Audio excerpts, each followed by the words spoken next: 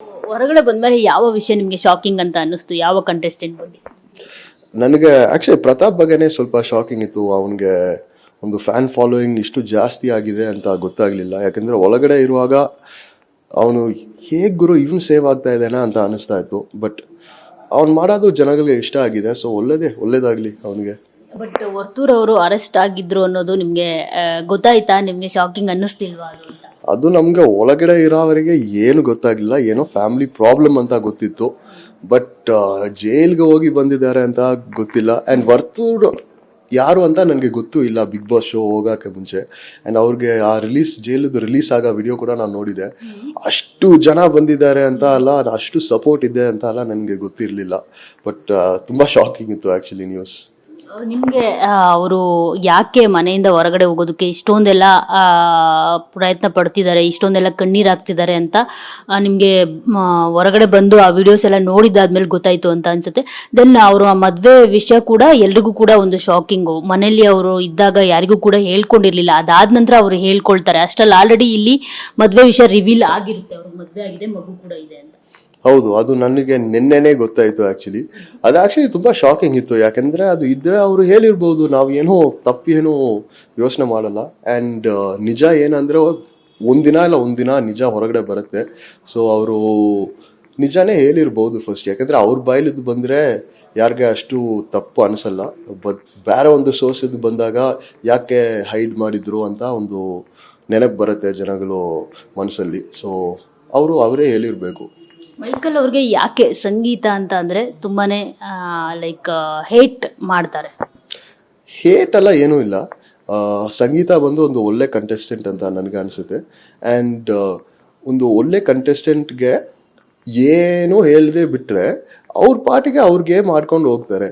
ನಾವು ಏನೇ ಹೇಳಿದರೆ ಆವಾಗಲೇ ಒಂದು ಟಕ್ಕರ್ ಕೊಡ್ಬೋದು ಅಂತ ನನಗೆ ಅನಿಸುತ್ತೆ. ಆ್ಯಂಡ್ ಕೆಲವು ಜಾಗದಲ್ಲಿ ಅವಳು ಮಾಡಿದ ವಿಷಯ ನನಗೆ ಇಷ್ಟ ಆಗಲಿಲ್ಲ, ಅದನ್ನ ಹೇಳಿದ್ದೀನಿ. ಅದು ಬಿಟ್ಟು ನನಗೆ ಬೇರೆ ಏನು ಎನಿಮಿಟಿ ಎಲ್ಲ, ಪರ್ಸ್ನಲಿ ಎಲ್ಲ ಏನು ಎನಿಮಿಟಿ ಇಲ್ಲ.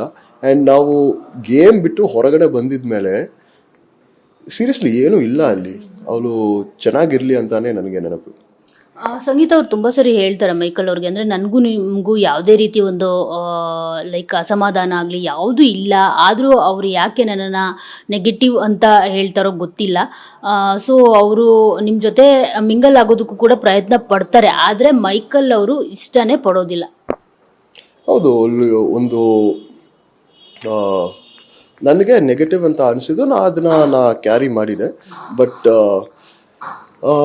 ಅವಳು ಪ್ರಯತ್ನ ಪಟ್ಟಿದ್ದಾಳೆ ಅಂದರೆ ಹೌದು, ಒಂದು ಇದರಲ್ಲಿ ಅವಳು ಒಂದು ವೈಟ್ ರೋಸ್ ಕೊಟ್ಟಿದ್ದಾಳೆ. ಬಟ್ ಆ ಟೈಮಲ್ಲಿ ನನಗೆ ವಾಪಸ್ ಮಿಂಗಲ್ ಆಗೋದಕ್ಕೆ ಇಷ್ಟ ಇಲ್ಲ. ಯಾಕಂದರೆ ಎಲ್ಲರ ಜೊತೆ ಚೆನ್ನಾಗಿ ಇರಲೇಬೇಕು ಅಂತಲ್ಲ, ಏನೂ ಇಲ್ಲ. ಒಂದು ರೈವಲ್ರಿ, ಒಂದು ಆಪೋಸಿಷನ್ ಎಲ್ಲ ಇರಬೇಕು. ಬಟ್ ಅದು ಒಂದು ಗೇಮ್ ಶೋ, ಒಂದು ಗೇಮ್ ಇರಬೇಕಲ್ಲ. ಇಲ್ಲಾಂದರೆ ಯಾರು ನೋಡ್ತಾರೆ, ಯಾರಿಗೆ ಇಷ್ಟ ಇರುತ್ತೆ, ಅಲ್ಲಿ ಇರೋವ್ರಿಗೇನೆ ಇಷ್ಟ ಇರಲ್ಲ. ಸೊ ಅದು ಅಷ್ಟೇ, ಅಲ್ಲೇ ಬಿಟ್ಟಾಯ್ತು. ಮನೆಯಲ್ಲಿದ್ದು ಹೊರಗಡೆ ಬಂದಿದ ಮೇಲೆ ಅಷ್ಟೇ ಅಷ್ಟೇ. ಓಕೆ, ಯಾಕೆ ಇಷ್ಟ ಆಗ್ತಾ ಇರಲಿಲ್ಲ? ಏನು ಬಲವಾದ ರೀಸನ್ ಅಂತ? ಸಂಗೀತ ಬಂದು, ನಾ ಹೇಳಿದ ಪ್ರಕಾರ ಸಂಗೀತ ಬಂದು ಒಂದು ಅವಕಾಶವಾದಿ, ಒಂದು ಆಪರ್ಚುನಿಟಿ. ಬಟ್ ಅಲ್ಲಿ ಒಂದು ಶೋ ಅಲ್ಲಿ ಇರುವಾಗ ಆಪರ್ಚುನಿಟೀಸ್ ನಾ ತಗೋಬೇಕು, ಇಲ್ಲಾಂದರೆ ಆಪರ್ಚುನಿಟೀಸ್ನ ಕ್ರಿಯೇಟ್ ಮಾಡಲೇಬೇಕು. ಅದು ನನಗೆ ಸ್ವಲ್ಪ ಇಷ್ಟ ಆಗಲಿಲ್ಲ. ಬಟ್ ನಾ ತಪ್ಪಂತ ಹೇಳಲ್ಲ, ಅದು ಅವಳ ಗೇಮು. ಆ್ಯಂಡ್ ಅವಳಿಗೆ ಅದು ಚೆನ್ನಾಗಿ ವರ್ಕ್ ಆಗ್ತಾ ಇದೆ ಕೂಡ. ಸೊ ಏನು ತಪ್ಪಿಲ್ಲ ಅಂತ ನನಗೆ ಅನಿಸುತ್ತೆ. ಸೊ ಬಟ್ ಅದು ನನಗೆ ಸ್ವಲ್ಪ ಇಷ್ಟ ಆಗಲಿಲ್ಲ. ಸೊ ಅದು ನಾ ಹೇಳಿದೆ ಅಷ್ಟೇ. ಬಟ್ ಅವಿನಾಶ್ ಅವ್ರಿಗೆ ಈ ಪ್ರಶ್ನೆ ಎದುರಾದಾಗ ಅವರು ಹೇಳೋದು, ಕಾರ್ತಿಕ್ ಅವ್ರ ಮೇಲೆ ಸಂಗೀತ ಅವರು ಒಂದು ಅಲಿಗೇಷನ್ ಮಾಡ್ತಾರೆ. ಸೊ ಅದು ಟೆಲಿಕಾಸ್ಟ್ ಆಗಿಲ್ಲ, ಬಿಕಾಸ್ ಆಫ್ ಅಲ್ಲೇ ಸಾಲ್ಟ್ ಔಟ್ ಆಗುತ್ತೆ ಅದು. ಸೊ ಹೀಗಾಗಿ ಮೈಕಲ್ ಅವ್ರಿಗೆ ಸಂಗೀತ ಅಂದರೆ ಇಷ್ಟ ಆಗಲ್ಲ ಅಂತ ಹೇಳಿರ್ತಾರೆ. ಸೊ ಏನು ಅಲಿಗೇಷನ್ ಮಾಡ್ತಾರೆ ಅಂತ ಮೈಕಲ್?